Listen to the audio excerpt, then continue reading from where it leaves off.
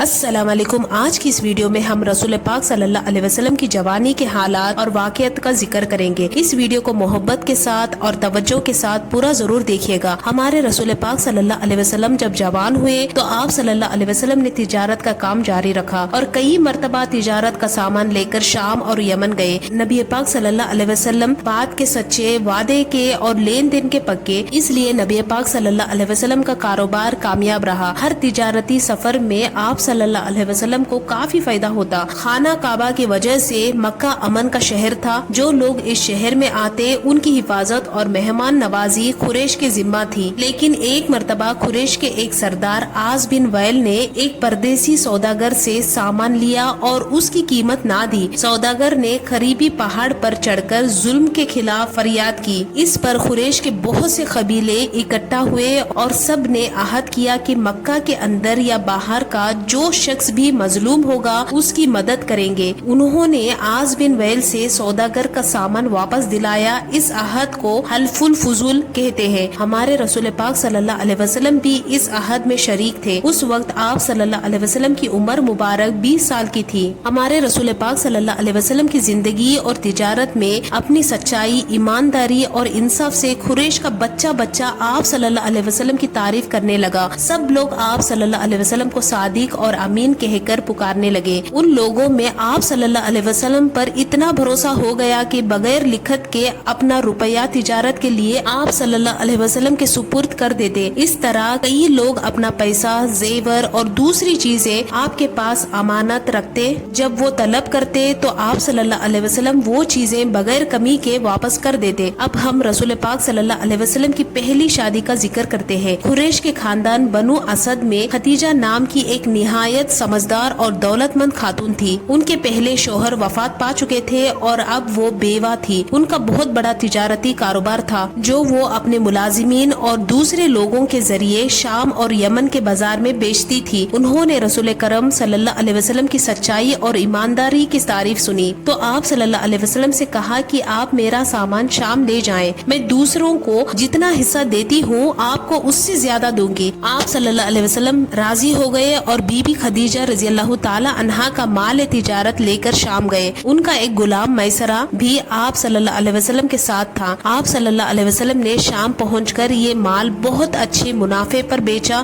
جب واپس آئے تو بی بی خدیجہ رضی اللہ تعالی عنہا آپ کی ایمانداری اور سچائی سے بہت متاثر ہوئی۔ میسرہ نے بھی بی بی خدیجہ رضی اللہ تعالی عنہا کے سامنے آپ صلی اللہ علیہ وسلم کی تعریف کی۔ ان کے دل میں پہلے سے ہی آپ صلی اللہ علیہ وسلم کی بہت عزت تھی۔ اب انہوں نے آپ صلی اللہ علیہ وسلم سے نکاح کا فیصلہ کر لیا۔ 2-3 مہینے بعد اپنی کنیز کے ہاتھ آپ صلی اللہ علیہ وسلم کو نکاح کا پیغام بھیجا۔ اس وقت آپ صلی اللہ علیہ وسلم کی عمر 25 برس تھی اور بی بی خدیجہ رضی اللہ تعالی عنہا کی عمر 40 برس تھی۔ پھر بھی آپ صلی اللہ علیہ وسلم نے یہ پیغام قبول کر لیا۔ آپ کے چاچا ابو طالب اور چاچا حمزہ آپ صلی اللہ علیہ وسلم کو لے کر بی بی خدیجہ رضی اللہ تعالی عنہا کے مقام پر گئے۔ وہاں بی بی خدیجہ رضی اللہ تعالی عنہا کے چاچا عمر بن اسد بھی موجود تھے۔ جناب ابو طالب نے آپ صلی اللہ علیہ وسلم کا نکاح بی بی خدیجہ رضی اللہ تعالی عنہا سے پڑھا دیا۔ اب دونوں میاں بیوی خوشی خوشی رہنے لگے اور تجارت کا کام بھی چلتا رہا۔ شادی کے بعد رسول پاک صلی اللہ علیہ وسلم تجارت اور گھر کا کام بھی کرتے اور لوگوں کے ساتھ بھلائی اور نیکی کے کام بھی۔ آپ صلی اللہ علیہ وسلم غریبوں کی مدد کرتے، بھوکوں کو کھانا کھلاتے، بیمار لوگوں کی خبر لیتے اور یتیموں کی پرورش کرتے، بیوہ اور بے سہارا عورتوں کا سودا سلف لا کر دیتے۔ اگر کسی کو دکھ درد ہوتا تو اس کا دکھ بانٹنے کی کوشش کرتے۔ کوئی اگر حاجات لے کر آتا تو اس کی ضرورت پوری کرتے۔ چھوٹے بڑے سب آپ صلی اللہ علیہ وسلم کی عزت کرتے کیونکہ آپ صلی اللہ علیہ وسلم ہر ایک کے ساتھ نیکی اور انصاف سے پیش آتے۔ مکہ کے لوگوں کی بت پرستی اور دوسری برائیوں کو دیکھ کر آپ صلی اللہ علیہ وسلم کا دل بہت دکھتا۔ آپ صلی اللہ علیہ وسلم ہمیشہ یہ سوچتے کہ کیسے انہیں سچائی کے راستے پر چلنے کی تعلیم دی جائے۔ اب بات کرتے ہیں کہ ایک بڑے جھگڑے کے فیصلے کی۔ جب آپ کی عمر 35 برس کی تھی تو قریش کے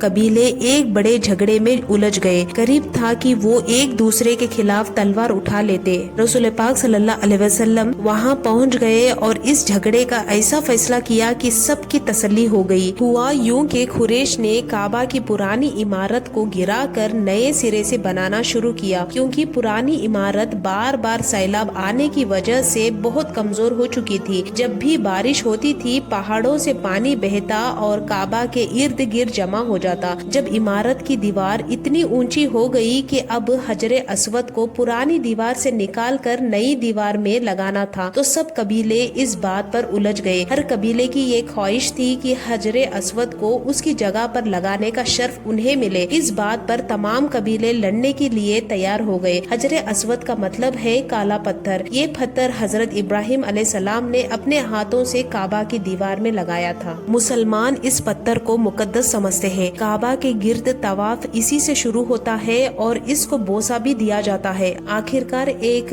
بزرگ شخص نے مشورہ دیا کہ کل صبح سب سے پہلے جو شخص کعبہ میں آئے گا وہی اس جھگڑے کا فیصلہ کرے گا۔ سب نے اس رائے کو پسند کیا۔ اللہ کا کرنا یہ ہوا کہ اگلے دن صبح سب سے پہلے رسول پاک صلی اللہ علیہ وسلم کعبہ میں آئے۔ جب کعبہ میں پہنچے تو سب دیکھ کر پکار اٹھے، امین آئے۔ آپ صلی اللہ علیہ وسلم نے ان سے جھگڑے کا حال سنا اور پھر کہا ایک چادر لے آؤ۔ چادر جب لائی گئی تو آپ صلی اللہ علیہ وسلم نے حجر اسود کو اس چادر میں رکھا اور پھر ہر قبیلے کے سردار سے کہا کہ وہ چادر کے ایک ایک کونے کو پکڑ لے۔ اس طرح تمام قبیلے کے سرداروں نے مل کر چادر اٹھائی اور آپ صلی اللہ علیہ وسلم نے اپنے مبارک ہاتھوں سے حجر اسود کو اس کی جگہ پر رکھ دیا۔ اس طریقے سے سب قبیلے کی تسلی ہو گئی۔ کبھی کبھی آپ صلی اللہ علیہ وسلم کو بہت اچھے خواب نظر آتے اور جو کچھ آپ صلی اللہ علیہ وسلم خواب میں دیکھتے وہ سچ ثابت ہوتا۔ اب آپ صلی اللہ علیہ وسلم تنہائی پسند کرنے لگے۔ اس وقت آپ کی عمر 40 سال کی قریب تھی۔